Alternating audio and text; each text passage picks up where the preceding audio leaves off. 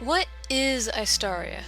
I get this question occasionally from people interested in the game, usually from my screenshots or videos. Usually, I'll just give the vague answer, it's an old MMORPG where you can play as a dragon. Of course, that's not all of it. If I were to really go into depth answering them, it'd probably take a lot of paragraphs and go over the common max characters. I'm making this video now to really answer that question with actual gameplay footage to accompany it. I'll go about describing Istaria in three big categories: adventuring, crafting, and mechanics. Within those categories, I'll do my best to touch upon both the negatives and positives. I'll also try to touch on both sides of the game, dragons and bipeds. These two play differently, but also have multiple similarities. First of all, though, I want to quickly go through the races. There are 11 of them in total. 10 of them can be grouped into the category of biped: Slick, Saris, Satyr, Dryad, Human, Fiend, Elf, Half-Giant, Dwarf, and Gnome. Then, of course, there is the Dragon. Each start out with their own unique passives and actives, along with different stats. Note that the stats basically mean nothing in endgame. The difference isn't really noticeable. Adventure. Probably the biggest part of Istaria is adventuring. This is the leveling up through fighting mobs and getting abilities part of the game. Most quests are based off of your adventure level and require you to fight a lot of enemies. Istaria is considered a tab targeting game and is entirely PvE, meaning you can click on enemies and click on a button to attack them, and you cannot attack players. There is no left click to swing your sword. There's also very little kiting, since you and mobs can attack from any angle.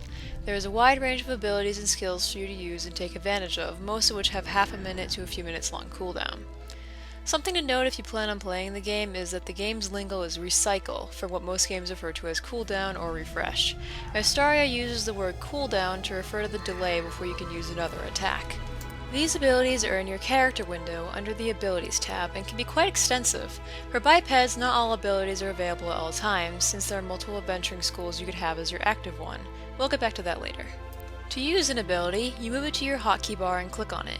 Your character plays an animation, and that's about it. A check is done to see if the enemy dodges your ability, dice is rolled to determine its damage output, and armor is put into play.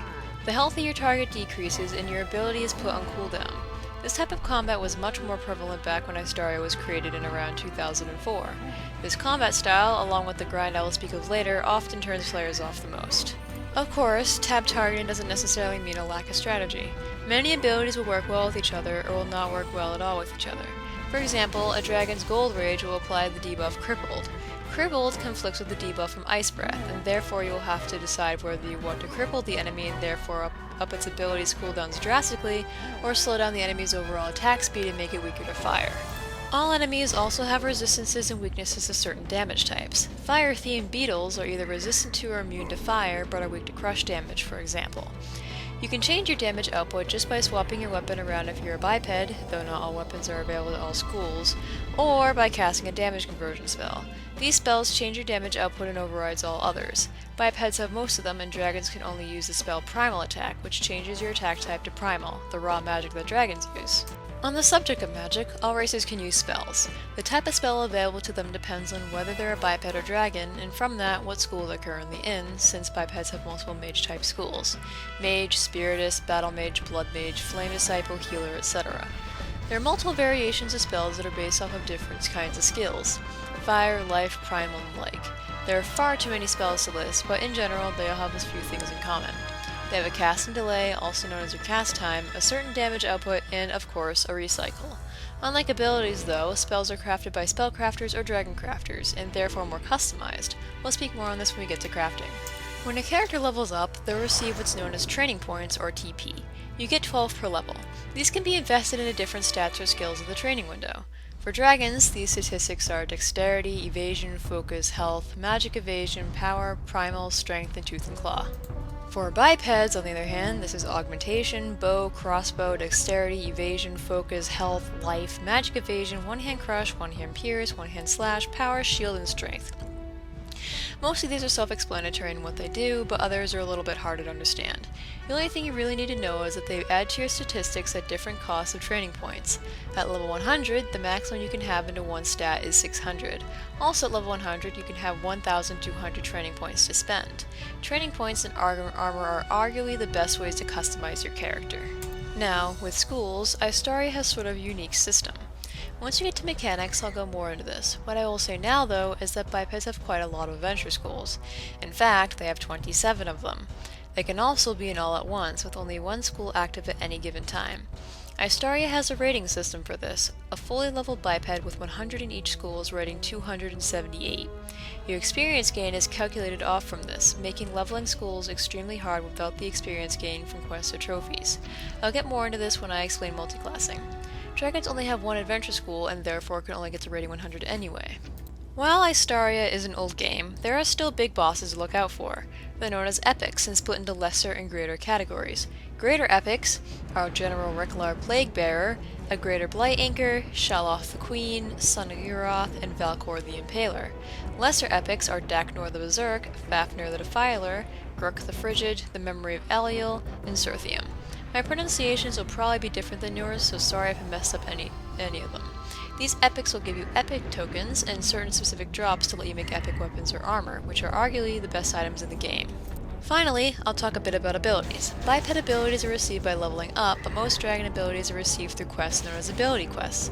Every 5 levels, a new crop of ability quests are available on trainers. Each individual ability can be updated every 10 levels though, so they alternate. Most only go up to version 8 for normal adult dragons, with 9 and 10 offered to ancients. Gold Rage though will be far too OP at rating 10 and therefore only goes up to 7. Dragons are very weak without their abilities and most people tend to skip them, so please take my advice and do your ability quests. They're very important and give you EXP that makes the grind much more tolerable. Biped abilities, on the other hand, only pertain to your current school unless you have mastered it. Only some abilities can be mastered as well, and you can only receive masterable abilities up to level 50. You must then double the level you got it at to truly master it. For example, a level 50 masterable ability can be mastered at level 100. Only then can you use it in other schools. Crafting. There is not as much to say about crafting as there is about adventuring. However, it is still pretty complex. There are not as many crafting schools as there are adventure schools overall. There are 19 biped ones and 3 dragon ones, and they all are pretty similar when it comes to mechanics. Crafting works like this. You gather a raw resource from a resource node, be it sandstone, outcroppings, trees, flax, or even sheep. The amount you gather is taken from your related gathering skills, such as mining or quarrying. If your skill is too low, you may even get nothing from a gather. If it's very high, you may get up to 12 or so from a single gather. After gathering raw resources, you then process it into refined resources, such as bricks or bars. From there, you can refine it even more into weapons, armor, jewelry, or even building parts and spells. Armor, spells, and weapons can have something called a technique, or multiple. These techniques are little magical enchantments, basically, that add a stat boost or other effects to your item. It may reduce the recycle on a spell or give resistance to blight attacks on a scale, for example. These are how you customize your items the most. Techniques do require extra work, though. They require the type of essence from their tier and certain drops from mobs, which can be pretty rare sometimes. It's a lot of work to create a fully techniqued set of armor and can take multiple weeks if the player doesn't have much time for the game. It's well worth it though, and a player without a good set of armor is usually the next player to die. Not only wearable objects are able to be crafted though. Istaria has a system of plots and layers you can build up and customize to your heart's desire. However, you need specific schools to build this. For dragons, that is the Dragon Lair Shaper school. Bipeds have a myriad of schools that work together for construction: carpenter, enchanter, fitter, mason, and weaver. Construction materials are one of the more complex things to make, and usually require some written math to figure out fully. A fully decked out Tier 6 plot or lair can take multiple months to build, even for the most determined players, but it's highly rewarding. Your own structures can have space for resources or materials, give you a place to craft things with bonus skill added, and even gives you a place to sell things you don't need. Every plot has a different size footprint and every lair has its own dimensions. The closer to a city or resources, and the larger the plot or lair, the more expensive it is. Crafting is referred to as the most grindy thing in the game. Adventure can be a grind too, but crafting is even more so. For most schools, it's just going out to the fields, crafting up to the most complex thing you can make for your level, sometimes deconstructing it, then returning. It can take multiple hours of just repetitive action for a few levels. Most players don't like leveling crafting, which is honestly fine and won't kill you. Many players are likely willing to make you a set of armor if you gather up the components for any techniques you want. Usually this will also cost you coin in-game and it can get pricey.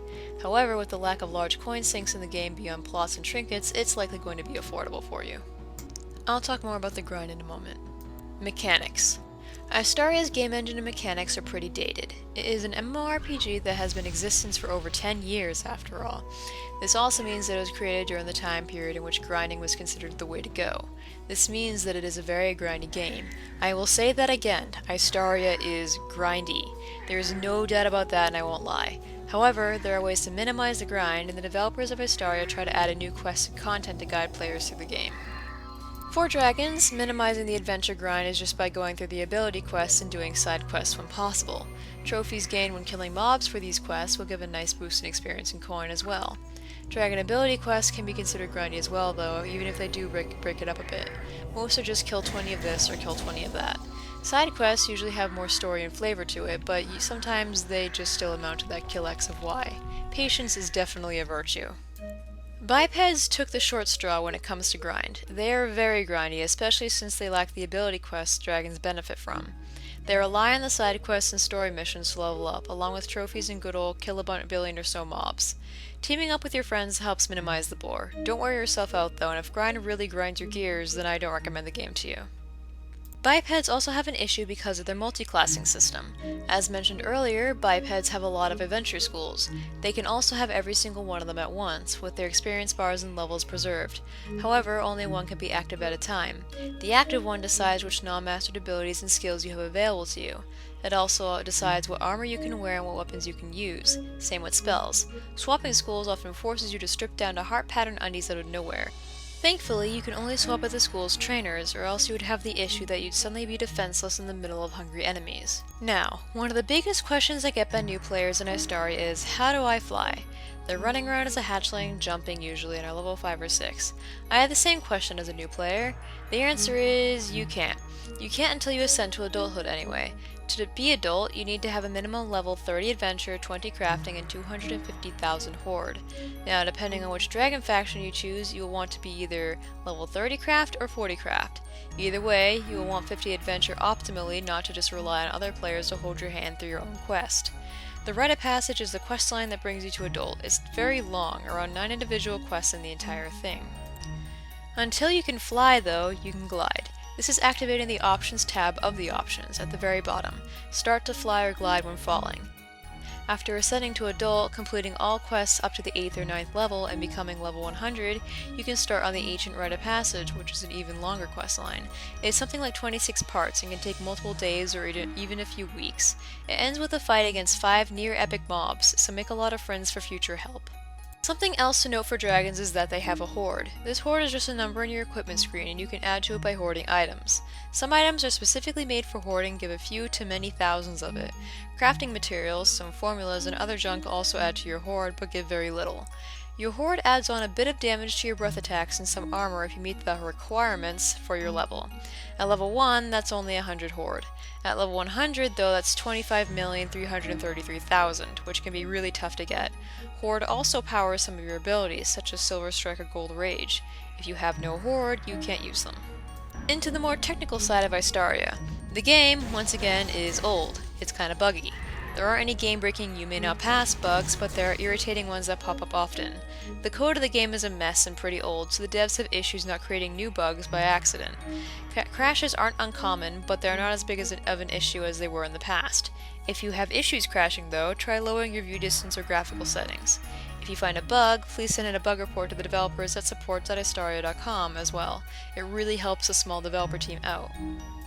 Now, after hearing all this, do you still want to play Istaria? Yes? Then hooray! I wish you the best of luck and hope you enjoy the game to its fullest extent. No? That's alright too. Istaria is not everyone's kind of game and I won't force you to join. Though, if you do have ideas on how to improve it, then send your suggestions to the section for them on the Istaria forums. If you do want to play, I'll give a few more pointers to the game. If you want to play more than just a human, then Istaria is a subscription-based game and has to be. There aren't enough players to support it through microtransactions in a free-to-play style. The game is at the least $9.95 per month, which is around €9 and 10 euro cents at the making of this video. This subscription will give you access to 1 concurrent login and access to any race.